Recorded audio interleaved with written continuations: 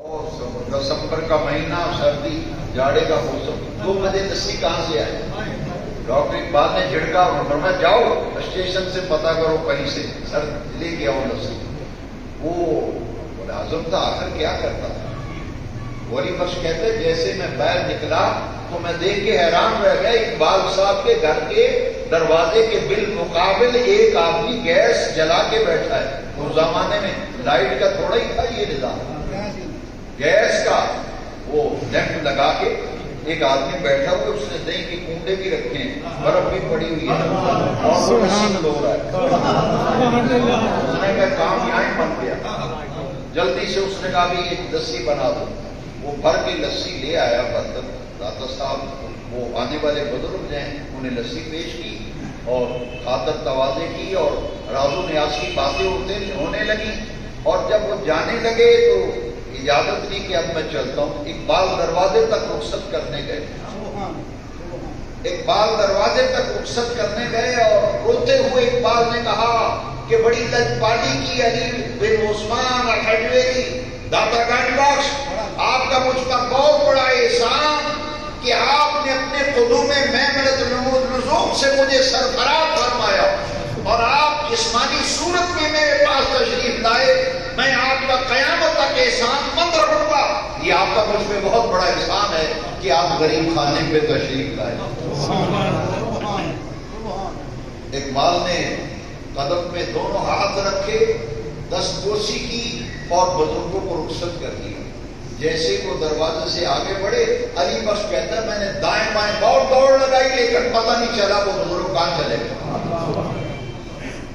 گئے۔ میرے لیے ایک مہمہ بن گیا کہ میں نے تو یہ کبھی دیکھا ہی نہیں۔ اب وہ نہ وہ گیس ہے نہ کنڈے ہیں دہی کے، میں ادھر دیکھتا ہوں سڑک پر۔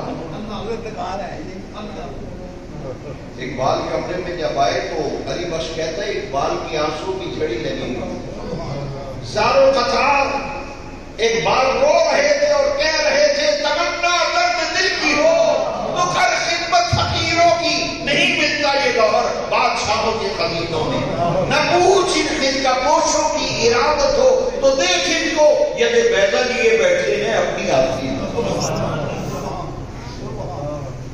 علی بخش کہتا ہے میں نے اندر جاتے ہی اقبال کے قدم پکڑ لیے، میں نے اقبال کے قدم پکڑ لیے۔ میں نے کہا ڈاکٹر صاحب یہ کیا معاملہ ماجرا ہے، میری سمجھ میں نہیں آیا، یہ کون تھا؟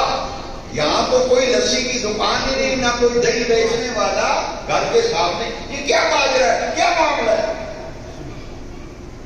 اور یہ آنے والے بزرگ رات کے 2 بجے ایسا نورانی بیٹر میں نے دیکھا ہی نہیں، کون تھے؟ ڈاکٹر اقبال نے کہا مجھ سے ایک وعدہ کرو میری زندگی میں کسی کو نہیں بتاؤ، میری زندگی میں کسی کو نہیں بتاؤ۔ اسے کہتے ہیں واردات قلبی، روحانیت کی دنیا میں، تصوف کی دنیا میں اسے کہتے ہیں واردات قلبی۔ اگر کسی کے ساتھ کسی اللہ والے کی روح متوجہ ہو جائے، ایسا معاملہ پیش آ جائے تو کسی کو اگر بتائے گا تو سلسلہ رک جائے گا، اس کا روحانی سلسلہ رک جائے گا۔ ہاں صاحب حال ہو اس کو بتا سکتے ہیں، جو صاحب حال نہیں بتائیں گے تو رک جائے گا۔ تصوف کی کتابیں پڑھیں پھر پتہ چلتا ہے بات۔ اب کیا ہوا؟ اقبال نے کہا مجھ سے وعدہ کرو میری زندگی میں کسی کو نہیں بتاؤ گے۔ علی بخش نے روتے ہوئے کہا یہ بہت بڑا راز ہے جو سینے میں چھپاؤں گا اور میں قسم اٹھا کے کہتا ہوں آپ کی زندگی میں کسی کو نہیں بتاؤں گا۔